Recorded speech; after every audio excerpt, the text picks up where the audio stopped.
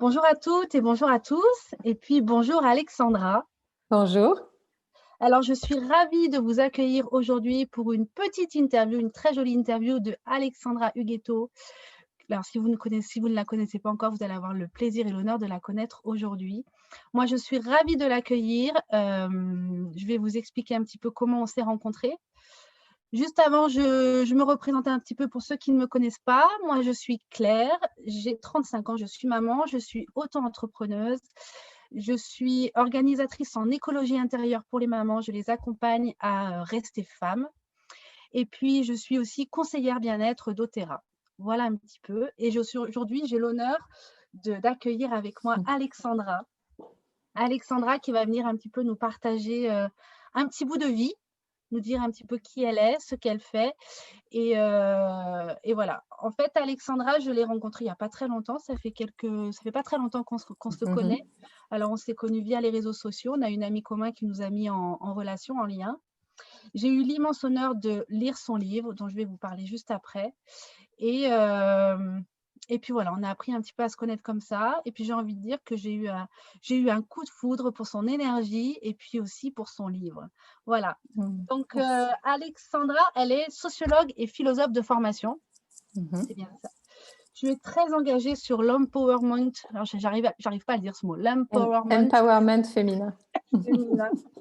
Je suis pas anglaise. Et notamment celui des filles. Ouais. Voilà. Elle est l'auteure du livre Chloé des loups. Alors, je vous le montre parce que la couverture est magnifique. Chloé des Ouais. loups. Voilà, qui est un livre initiatique, un roman initiatique qui est un petit peu destiné aux adolescentes, mais aussi aux mamans. Mm.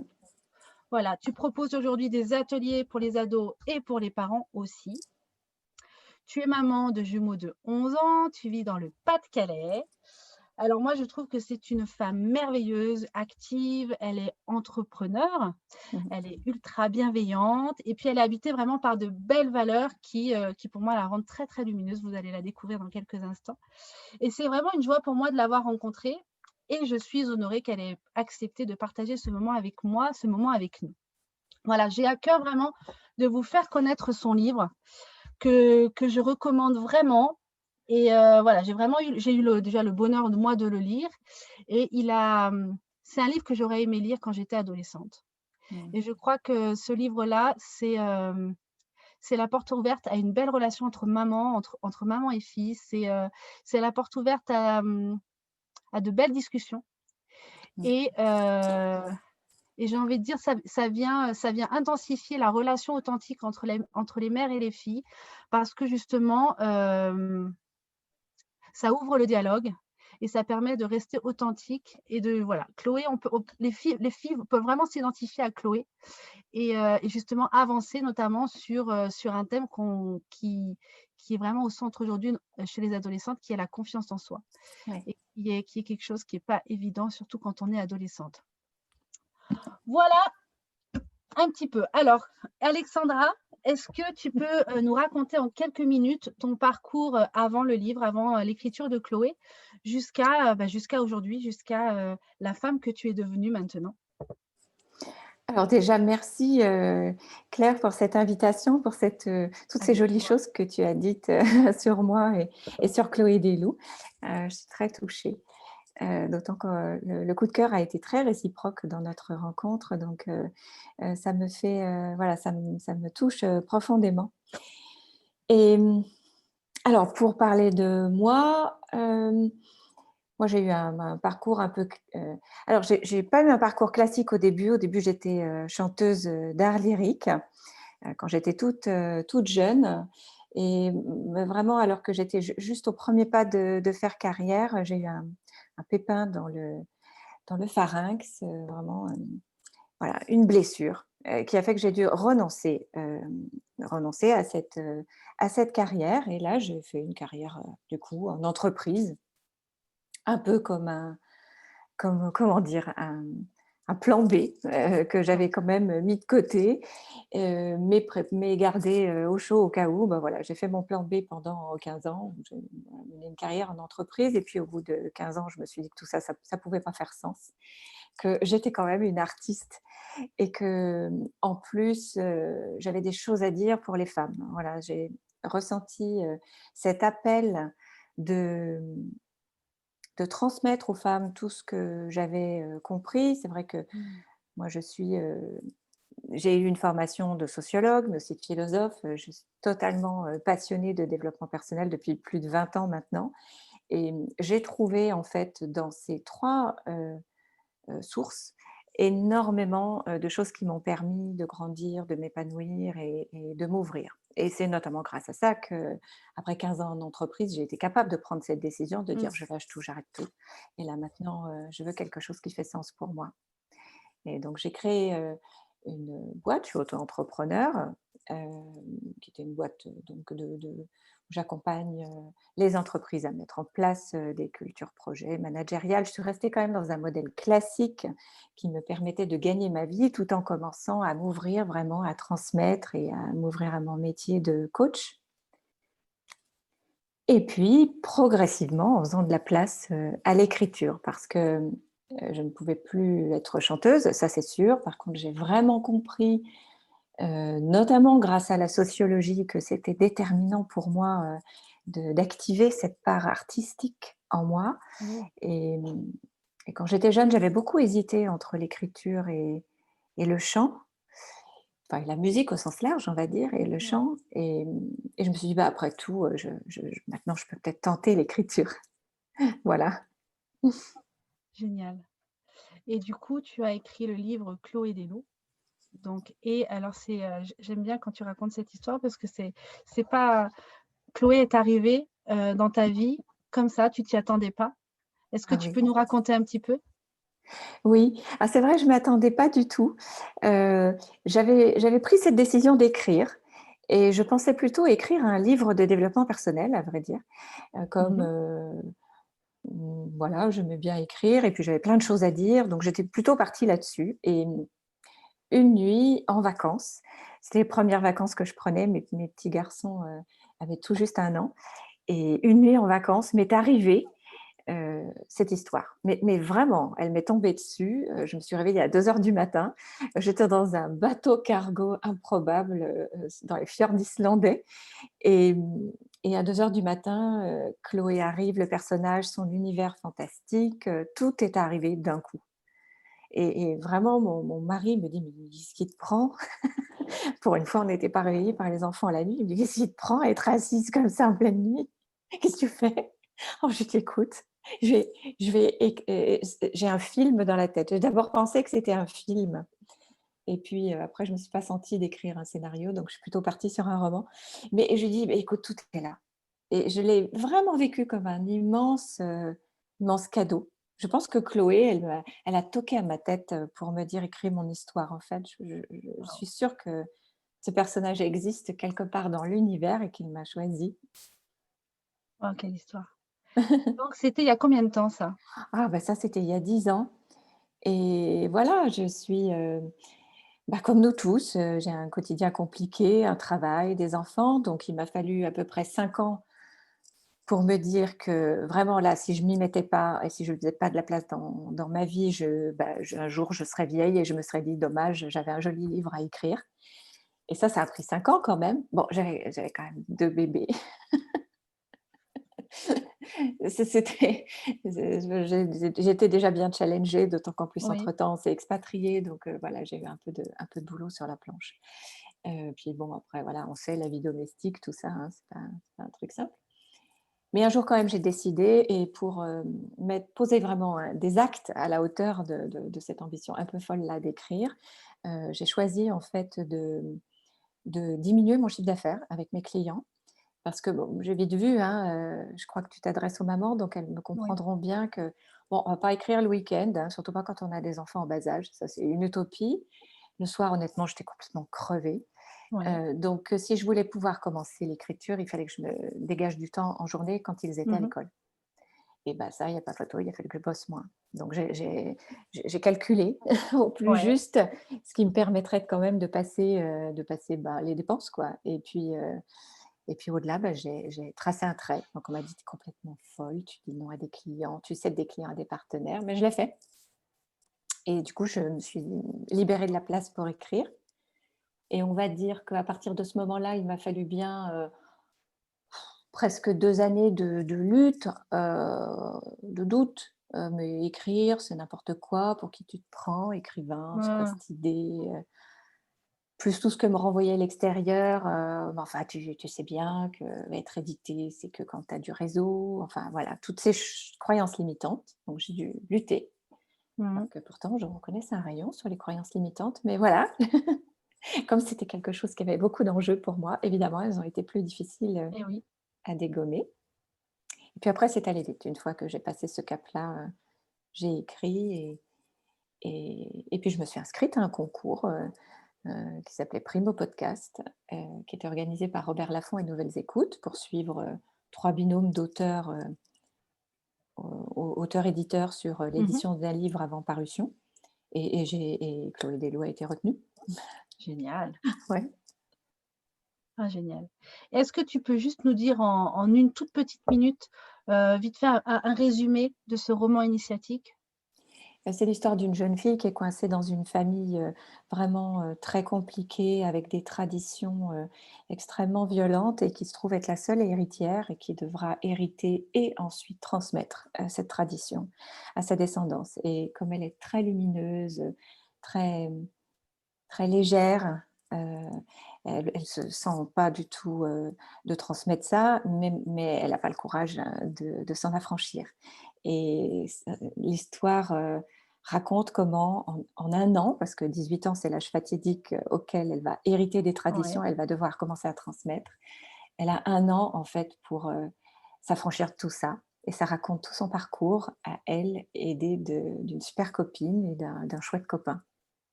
Comment à 3 ils vont réussir à surmonter, ce destin fâcheux. Génial. Et du coup, voilà, je pense que, vraiment les adolescentes et même aussi les adolescents, peuvent vraiment s'identifier à Chloé de par, bah, de par tout ce qu'ils vivent, de par toutes les tourbillons émotionnels auxquels ils font face et puis ils Oui, sont entre l'enfance, entre l'adulte, enfin c'est toujours une période un petit peu compliquée l'adolescence. J'imagine que tu as eu des retours.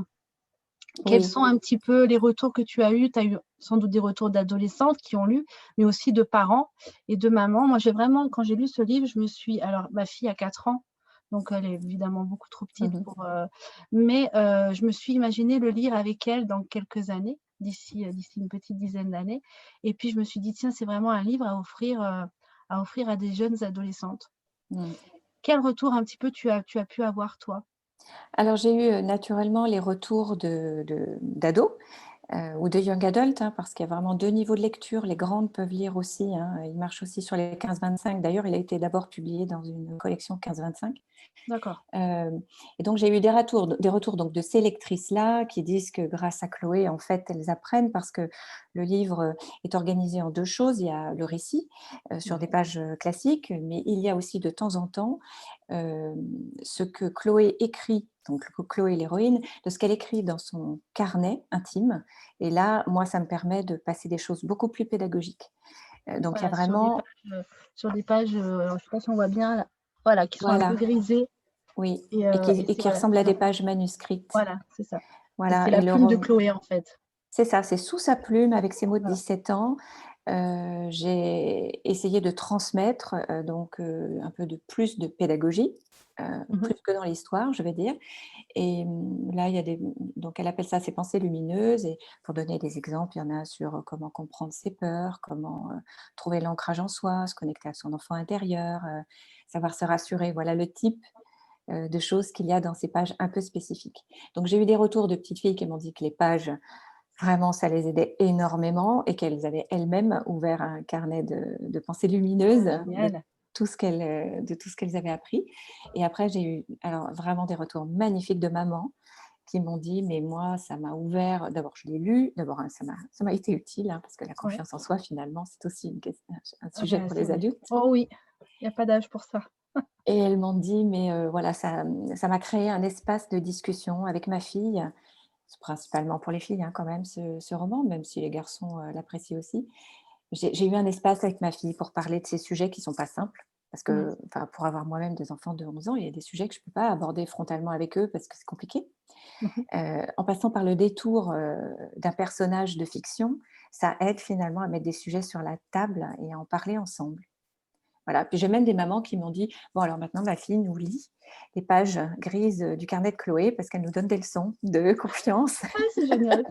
Oui, c'était très, très Comme mignon. quoi, hein, comme quoi les nos enfants nous enseignent beaucoup de choses, hein. C'est ça. Et du coup, maintenant, qu'est-ce que tu mets en place, du coup, aujourd'hui? Voilà, est-ce qu'il y a des choses qui sont mises en place avec les parents, avec les ados? Est-ce voilà, comment un petit peu on peut approfondir la lecture de Chloé et aller un petit peu plus loin? Mmh. Alors, en fait, tous ces retours m'ont donné plein d'idées et plein d'inspirations. Donc, j'ai mis en place depuis, quelque temps, en fait, des ateliers en ligne pour, les ados. Donc ils fonctionnent par tranche d'âge, 11-14 ou 15-25. Donc c'est Ouais, sur la confiance en soi et c'est des ateliers en ligne et en live, d'accord. qui se passent super bien. D'ailleurs, je vais probablement en créer, des mensuels, en fait, auxquels tout le monde pourra s'inscrire. J'ai créé aussi un compte Insta, qui leur est dédié. Donc sur Ah, Instagram, c'est un compte qui s'appelle «J'ai trop la confiance», écrit comme un hashtag sans apostrophe, tout attaché. Et là, d'accord. c'est Chloé qui continue, à écrire finalement quelques pensées lumineuses 2 fois par semaine. Ah, donc Donc c'est quelque part un dialogue entre Chloé c'est et les ça. ados. Ah, c'est génial, C'est pas moi d'accord. qui parle, c'est Chloé. Ouais. Elle explique, hein, sur le compte qu'elle est un personnage de fiction et qu'elle continue à transmettre des messages. Ah, Ça, super. il est tout frais ce compte. Il n'y a pas encore, beaucoup d'abonnés, mais j'espère que ça va venir. Et et puis, en tout cas autour de ce roman, voilà. Voilà Super. ce que j'ai mis en place. J'avais mis en place dans les librairies des ateliers maman-ado qui étaient super chouettes, dans les librairies ou les salons du livre. Ouais, Malheureusement, ceux-là sont en suspens, pour l'instant. oui, Mais ça, bien c'était des sûr. jolis moments. On prenait un sujet du livre et ensemble, maman-ado, on se parlait. C'était très mignon, très, Ah, très mignon. c'était un temps d'échange vraiment de liberté de parole et chacune Oui, pouvait s'exprimer, c'est sur le ça. sujet, quoi. Ouais. Bah, on espère vraiment que ça pourra revenir, que ces moments-là pourront de nouveau exister. Ah oui. Eh ben, écoute, merci infiniment. Alors moi, j'aurais une dernière question pour toi. Tu sais que moi, j'œuvre pour les mamans et j'ai vraiment à cœur de faire prendre conscience, j'ai envie de dire, aux mamans qu'elles ne sont pas que mamans, mais qu'elles sont aussi femmes, qu'elles ont aussi des rêves, des ambitions et que tout est possible, j'ai envie de dire. Mmh. Et souvent, ce qui revient, c'est: «Oui, mais j'ai pas le temps. Oui, mais comment je fais?» Et moi, j'aime bien, poser cette question-là aux mamans, notamment aux mamans entrepreneurs, parce qu'être entrepreneur, on le sait, ça prend du temps, ça prend de l'énergie et ça demande quelque part une organisation aussi qui est assez importante quand on a des enfants, quand on est maman. Et j'aimerais juste te demander, en quelques mots, comment toi, tu arrives à conjuguer ta vie de maman, ta vie de femme et ta vie d'entrepreneur? Alors d'abord, c'est une décision. Hem, je ne souhaite pas que ma vie se limite, à ma vie de maman et à ma vie domestique et à Mmh, ma vie professionnelle. Je veux avoir un espace pour moi où j'existe en tant que femme et pas seulement en tant qu'épouse quoi, en tant que femme. C'est sûr que c'est pas évident, mais c'est parce qu'aussi il y a cette décision de départ ferme en disant: «Non, non, non, je vais pas faire une croix sur celle-là pour, qu'il y ait que de la place pour les autres». C'est parce qu'il y a une décision que je la tiens. Ensuite après, je dirais que c'est vraiment au quotidien de la gestion des priorités et ouais, de me faire de la place quoi qu'il arrive.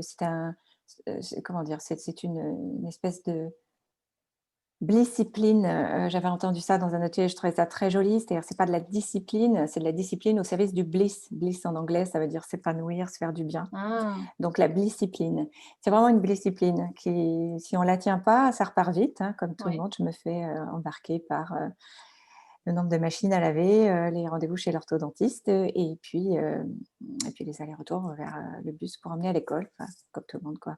bien Donc sûr. c'est sans cesse renouveler cet engagement vers moi-même, mais je le tiens. C'est Et vraiment un d'ailleurs, choix. d'ailleurs, je tiens à ajouter, mais ça, du coup, c'est pas téléphoné parce que tu le savais pas. Mais je suis en train de préparer, peut-être qu'il sera prêt pour la rentrée de janvier, un programme pour les femmes en ligne pour les accompagner en fait à créer leur entreprise. C'est-à-dire, Oh, génial. voilà, que déjà au moins dans leur vie professionnelle, elles ne subissent pas leur vie, mais qu'elles créent leur propre vie à elles-mêmes.